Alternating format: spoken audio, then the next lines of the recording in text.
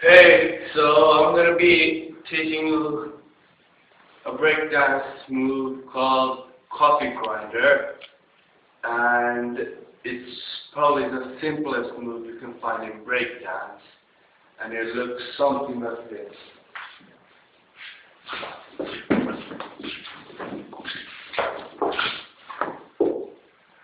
Yeah, so you can first start in this position. Just put your hands somewhere here, straighten your leg, and your leg spin here, jump, spin, jump, spin.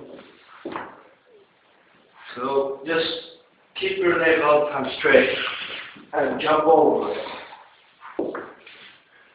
And yeah, that's it.